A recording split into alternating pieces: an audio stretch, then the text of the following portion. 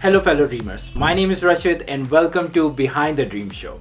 Our goal with this online series is to introduce you with the real stories and advice from successful immigrants living in New Zealand and help you build a successful career on your terms. Today, we will unlock the story of a dentist who started from the bottom and today is the owner of Sunnynook Dentist in North Shore, Auckland. Lakshay Kumar is a dentist who came to the country in 2013 from Mumbai, and with his hard work and determination, he has achieved the ultimate goal of owning his own dental practice. After clearing his council exams in 2013, Lakshay started his first job in Kerikeri. While working in this role, he did his post-graduation training from the Royal College of Surgeons, Edinburgh, and eventually gained membership for the prestigious Royal College of Surgeons. After that, he worked for 2 years in Taranga and also completed a course to train himself to do dental implant surgeries. And after 7 years as a dentist, he owns his own practice. So in today's episode, we will get to know more about Lakshay's story, how he became a dentist, and what struggles he faced during this journey. For newcomers, we will be talking about what's the procedure to become a dentist in New Zealand, what is it like to work in New Zealand as a dentist. For people who have just passed the council exams, we will be talking about what you should be doing next. For the dentists who are living in India and willing to relocate to New Zealand, we will be talking about the difference between Indian and New Zealand dentist industry, qualities you need to have to become a dentist in New Zealand, and Lakshay's advice for you. So ladies and gentlemen, please help me in welcoming Dr. Lakshay Kumar.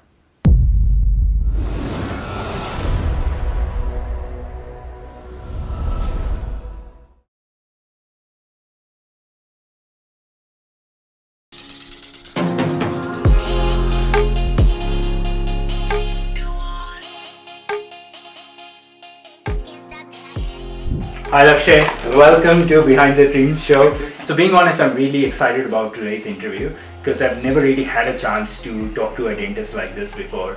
And all I know about you guys is that you make people's teeth look good and you guys make a lot of money, right? So in this interview, I want to talk about and understand more about your general sort of lifestyle, and also would like to understand that what goes behind the scenes to achieve the dream of becoming a dentist. So yeah, I want to start this interview with knowing what were you doing back in India? What's your backstory and what made you come to New Zealand? So I had a middle class upbringing like most of us in India. Right. My father was in government service. My mom was a fitness counselor. Oh yeah. And of course, they like any other middle class family, we were always supposed to do well in studies. We were supposed to do well in sports. Yeah. And so my mom inspired me that you should become a dentist. My father supported me, and I did my graduation in Maharashtra, and after that I did an internship in Delhi. Okay. After that I came back to Mumbai. I worked in a hospital for some time. How old were you then? Sorry? How old were you then? I was 90. When I joined BDS, I was 19, and then when I came out here, I was 23. Yeah. Okay. So I worked in Mumbai for 2 years. Part of the start was I was working voluntary. Oh. Okay. So it was of course when you start out as a dentist or as a doctor, you usually have a period where you have to build yourself. Of course. And it takes a few years, and I didn't have the patience. So Sure. anyways. Yeah. So I worked there for a few years, and then I decided that I wanted to go out, and I looked for options, and New Zealand was a very viable option at that time. Okay. I met the right people who guided me, and here I am. I just started doing this. So why did you decide to New Zealand only? Oh, so I decided New Zealand because it was a very nice country. I came here to study. I came here to Otago University to study. Did a 1-year course. I would say it just meant to be. I met some people who had done the same course, and they guided me. I was looking at US and other options, but they were very costly at that time and quite unsure. So this looked like a very viable option at that time, so I did. So what was the reason that made you think that you want to move to a foreign country? Um, yeah, I didn't have the patience, to be Yeah. very true. Like, Yeah. of course, you need around 4 to 5 years Right. in India to Mhm. settle down. Of course. There are two ways you can do it. One, you open your own practice. So Yeah. I could have opened my own practice and just worked hard. Right. And in 5 years, I would have been a bit successful. Of Or I course. would have done post graduation. But the seats were very limited, and Mhm. because of reservation as well. Yeah. The seats were quite limited. So I didn't think that was something. I was not that bright. Right. But there's a funny story behind it. There Yeah. was one day that I decided, no, I don't want to do this anymore. So I was working in a hospital for 6 months, voluntary. Yeah. It was a government hospital, Right. and I felt that if there's a position available, they might give it to me. Okay. And in the evenings, because I needed some money, so I used to work in a healthcare, community healthcare dental clinic. So they used to pay me 5,000 rupees. So you were first working in a hospital, and then in the evenings you were Evenings, working yeah. in a clinic Yeah, also. yeah, Oh yeah. my god. Yeah, I think Yeah. everybody who's a doctor or dentist can Yeah. relate to me. The Okay. initial years are like that. All right. So anyways, I was working there Mhm. around 3 to 5 hours and Yeah. earning around 5,000 rupees at that time.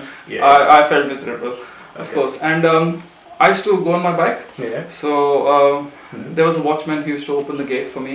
Right. And he became a good friend. I befriended him and we used to talk to each other.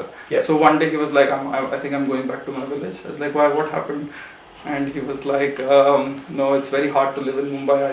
I only get 11,000 rupees. So I was Right. like, no gosh, I have to Yeah. do something. But Yeah. anyways, I got a government job. Mhm. So that was good. But Right. by that time I'd started the process and Mhm. everything fell into place and slowly. Yeah. So that's Of good. So talk to me about your mindset. When you came here, what was your mindset initially, and what were the problems that you were facing initially? So mindset was quite positive. Mhm. I really wanted to, I was excited that I was coming to a new land. Yeah. And of course, I was anxious because I had the fear of unknown. I don't know what's Of going to course. happen Yeah. and how things are going to. But I prepared myself for it. I knew that it's going to be a struggle for the first 2 years. I spoke to the right people Mhm. who encouraged me. Of course, there are people who might discourage you as well. So Of just course. I always surrounded myself with people who encouraged me, and Definitely. they gave me the right advice. And I was quite prepared that yes, the first 2 years are going to be hard. Yeah. And that's it. We all have been through this. We've left the comfort of our family and our home, and we had a good life there. And Right. of course, when we first come here, sometimes we do regret, and we like, oh gosh, what we did. We had such a lovely Mhm. life there, and we came here, Mhm. and we're making food, and we're Of doing the course. dishes Yeah. and all these things. Tell So me yeah, about it. so those things. I prepared myself for it. I knew that this is going to happen, and that's what I would advise everybody else as well. That Mhm. prepare yourself. That the first 2 years are going to be hard, Right. but it's worth it. It is Mhm. definitely worth it. Mhm.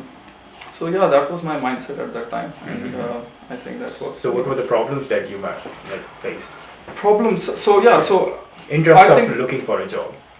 okay. Yeah. So first of all, like definitely there was a problem in communication, Right. and that's something that every immigrant will go through. Of course. You have to tweak your accent. You have to tweak the way you communicate. Of course. The problem with us is we actually think in Hindi Oh yeah. and we right. take the word in English. Of course. It doesn't of work course. that way. Yeah. Right. So we have to start thinking in English as well. Mhm. So that's a conscious effort you have to make, which you have not been doing all your life. So it's hard to do. Exactly. So that the communication was one thing. I had to learn myself to talk slowly, so Oh, people yeah. can understand, and slightly louder as well. Mhm. We're quite shy as Indians sometimes, Yeah. So we just feel that the other person may feel bad if we. Right. So yeah, be loud and clear and Mhm. soft and I would say a bit slower as well. Mhm. So communication was one problem that I came Mhm. through, especially finding jobs as well. That's very Right. important. Right. Second was etiquette. Mhm. Like greeting a person and giving a smile is quite alien in India. Yeah, If you do right. that, the other person will definitely Yeah. look at you with a raised eye, like why is that guy smiling at me? Yeah. he's a So kid. yeah, so and in New Zealand, that's the good thing, Mhm. that we usually we greet a person, even if it's a stranger, we smile, we Mhm. talk to them, we make small talks, Right, those yeah. things, and that's the best thing that I've changed for myself. Right. And thanks to New Zealand, I would Yeah, say. right. So that's something that was something Mhm. that I had to learn, and I think everybody else should. as for dentistry, I had to unlearn a few things. You know, my habits, not unlearn a few things. I had to unlearn my habits. Of course, dentistry is a bit different in India and here. Of course, not the main thing, but there are some minor differences. So I had to do a few tweaks in that. Right. Finding a job, I was concentrating more on passing these exams, so I didn't concentrate more on the jobs. But yes, there are websites where you can find these jobs easily, but communication etiquettes, these are main things that come forward when you find a job. So after talking to Lakshay, what I have realized, if you want to become a dentist, hard work is the key. Though this is pretty much similar if you're going to work in any of the fields. You will need to understand the work culture, you will need to educate yourself according to New Zealand standards and improve your communication skill. One more thing I really liked about Lakshay, that he prepared himself for the struggles in advance. There will be a lot of daily life problems that you have not experienced in your country yet. But having that right mindset is definitely gonna help. And once you are in New Zealand, it's very important to surround yourself with the right kind of people. Friends who can correct you, guide you, and help you when needed. So what do you think? What's the difference between Indian and New Zealand dentist industry? Yeah, that's a good one. So, like in India, there's a perception that your doctor is your god.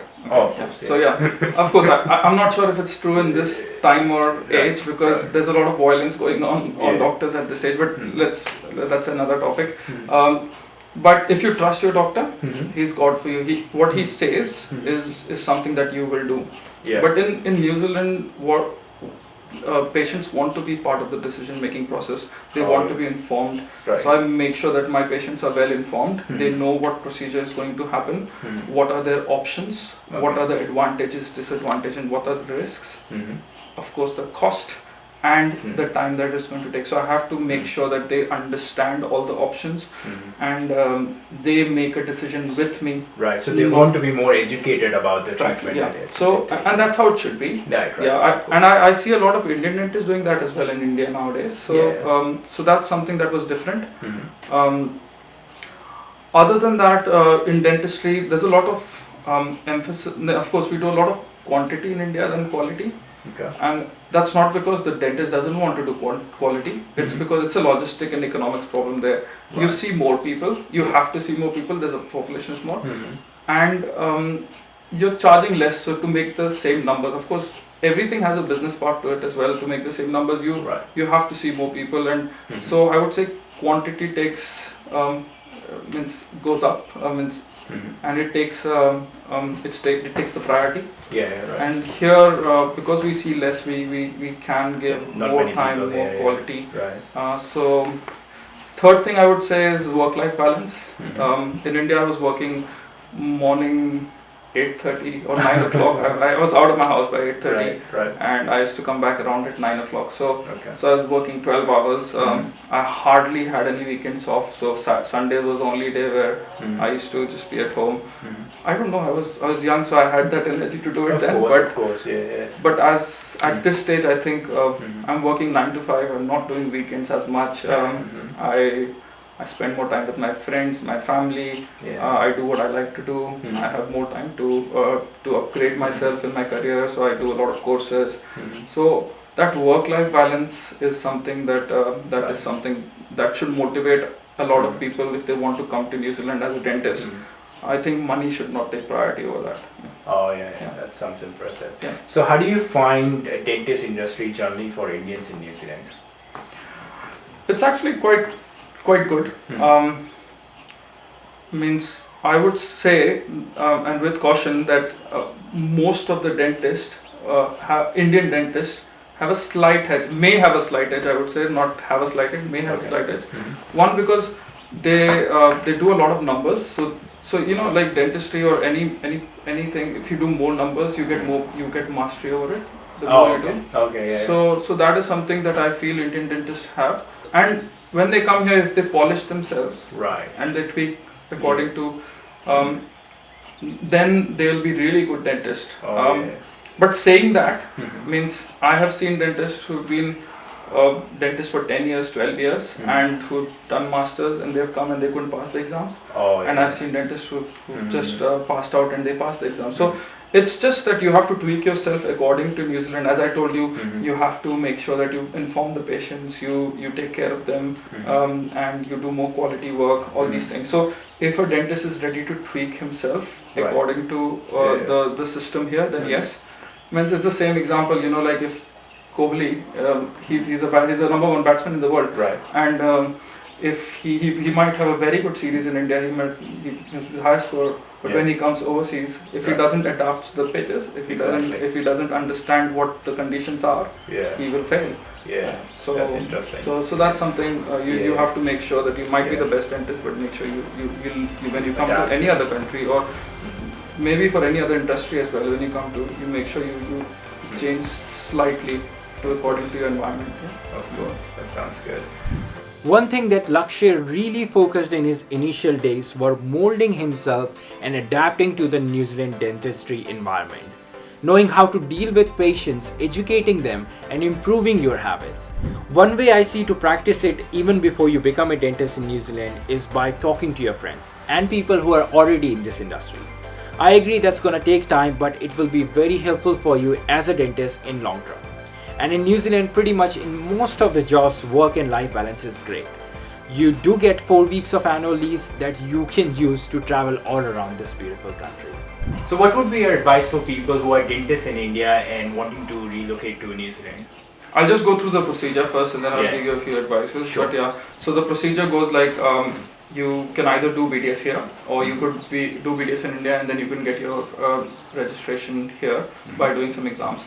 So if you want to do BDS here, there's the only university is Otago, University of Otago, and the School of Dental Sciences. And you just apply there. There are 2 ways. There's a normal way in which you have to do 1 year health science. And if you get good grades, I'm not sure about the grades, but you have to get really good grades to get into dentistry or medicine. And if you do that, then you could apply for dentistry. And there's an alternative route in which you have to have a very good GPA in your own country. That's mostly for international students. And you have to have very outstanding CV and curriculum to apply for that. And that's purely on the discretion of the university. So if you fall into that category, you could get there. Although the fees for international students is a bit more. So the other option would be to give the registration exams. This is mostly the most common way where how people from India or overseas would like to come to New Zealand and practice. So there are 2. So New Zealand Dental Council does not conduct exams anymore. When I gave the exams, they used to conduct exams. So now they've outsourced the exams to Canadian board.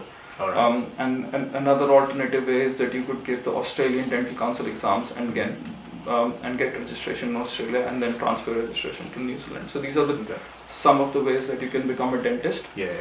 All the information is available online on the Dental Council website. It's called dcnz.org.nz. So I'd highly recommend people who are wanting to come here to have a look at it. The other way, so this is for general dentists, specialist dentists who have specialized in India. They cannot practice if they don't have a general dental license here. So they will still have to go through that exam process and still get registered as a general dentist. So they won't be able to practice the specialization, but they won't be able to advertise it or put that through.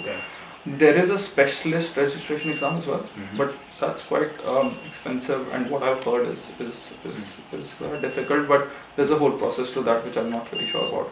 So these are some of the ways. There are alternative things that you can do as a dentist. So you could do healthcare management, you could do public health, and you could be a dental assistant, you could be a practice manager in a dental clinic. So these are some of the but I would highly recommend the satisfaction you'll get as a dentist, and of course you'll be much better. So even if you do all these courses or you become a part-time dental assistant or practice manager, still apply for these exams and go through that. So this is the general background as to what you could do. Advice. So advice would be, first is you should do your homework online. There's a lot of information available. Everything is available in this day and age online. trust me, Richard, I get these questions like every week. I'll pop up in my email, Facebook, WhatsApp. I am a dentist in India and I want to come to New Zealand. What should I do? So I could write a whole book on this. It's like it's like that, and there's so much information for that small question that I have to give. I wouldn't bother writing all those things. So this is what people should do their homework and then ask relevant questions. Like for example, you can't ask somebody what is Ramayana. You know, of course. You can ask somebody what was the role of Hanuman in Ramayana. You know, then I can summarize that and tell you something about it. So ask relevant questions. Do your homework and then ask sub questions, not like a huge question. Nobody will be able to, you know, give you. And then it shows that you're not very serious. You've not done your homework. You know? Exactly. So make sure you do your homework and you show your seriousness, and then people are ready to. A lot of people helped me. Trust me. When I was giving the exams, a lot of people helped me, and I feel that. Means if you ask the relevant question to the right people, they'll definitely help you. There's a lot of people trying to help. So that's one advice. Do your homework. Do your homework. Right. Okay. Yeah. So the other advice is like definitely try to practice in India at least for 1 or 2 years, because you do a lot of stuff, and be in a clinic where you get you're not only observing or you're not only holding the suction. You should be doing some dentistry there. So work for 2 years. So because the ultimate goal is not passing this exam, it's practicing in New Zealand. So if you don't know how to practice properly, you'll struggle. Okay. And dentistry is like you're responsible for what you're doing here. There's a lot of litigation sometimes. So all these things. So you make sure that you know your stuff before you come here. People who really want to come abroad, I would ask them to do it in the first 2 to 3 years after their graduation. Don't do specialization, you know, because that may wait. That may be not. It may get wasted. You know, that's the wrong word to use, but so do your graduation, do some clinical experience, and then just come straight away.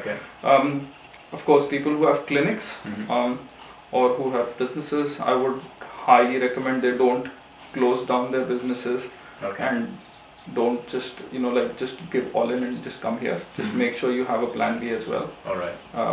Because you may pass the exam, you may not pass the exam. So always have a plan B. So that's another thing.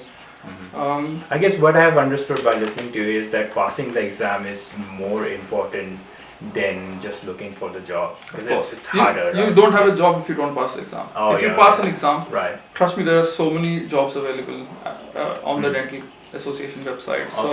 So you won't have a hard time finding a job. You will actually you pass the exam.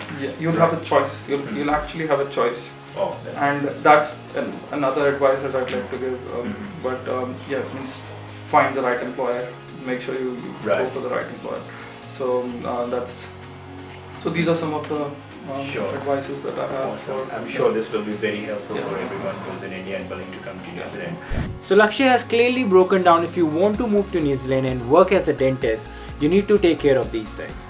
Do your homework, take some clinical experience, relocate in the initial years, don't do any specialization, and always have a second option.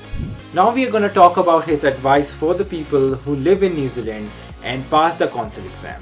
So what would be your suggestions for the people who have graduated here in New Zealand? Or pass the exams. Pass the exams. So I would say, just join the dental association, the local dental association, because you get a lot of like-minded people, and same your colleagues will be willing to help you. Of course. And take support when you first come. Try to find somebody who might be able to mentor you. Like when I did my first job, I was in Kerikeri, so I just walked into the next door practice and I introduced myself. I'm I'm a new immigrant here, and would you mind if I just get some mentorship from you? And people were very nice. They were happy to help. So find a mentor. Of course, like you'll have a lot of options for jobs, so make sure you be choosy for your job. You talk to your friends and if your colleagues before you get a job. Read the contracts very well, because sometimes there are ridiculous things that you can't you have restraints of trades and all these things, which which shouldn't be there. Of course. So there are standard restraints of trades, Mhm. which of course every dentist has to go through, but Right. some dentists just push it, or some Oh. employers. Okay. Like I was very fortunate that I worked with really good employers, Mhm. and that's steered my career really well. So I think that's something that I would suggest that you Mhm. make sure you work with the right people who are ready to mentor you, ready to help you. Mhm. Money should not be a criteria there. Don't go for the highest paying job. Okay. Go for a job which will where you learn more. So initial 1-2 Mhm. years are very important for you. But you learn more and eventually you will make more money. Yes, yeah. Right. And I would suggest, means like this is the way I've steered it. But I've Mhm. worked for 5 years, so I've worked Right. with a few employers, and I've known what I want to do, and eventually open your own. Like that's what Right. I'm going Right. through. Of now, course. yeah. So what are your plans now? Now you have your own practice. What is your vision with your own practice? What do you want to do? Vision. That's like I want to give a very good customer experience. I want to make sure that I do the right thing. I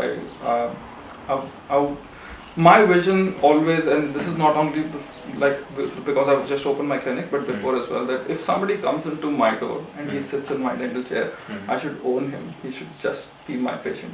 He should come back to me. So Yeah. that's the way I want to treat that patient. That's the type of care that I want to take. Right. And that's been my vision. I think everybody should aim for Mhm. the best that they can do. Of course. So Yeah. That sounds good. So my last question is, what is your one best advice for immigrants living in New Zealand? So first would be that work hard and play hard. Okay. Like, Yeah. I would say work hard, party harder. But of course, you work hard towards your goal. Of course, you've come here to achieve something, so make sure you work hard towards it. But in that process, don't forget that you have to enjoy. Like take time off, have your weekends. Travel, go to a beach, do a walk, or just party with your friends. Make sure your friends come home. Just have a good time. Just don't only concentrate on achieving that dream, or because that's what you're coming here for, a better quality of life. Exactly. Other advice would be that don't go all in.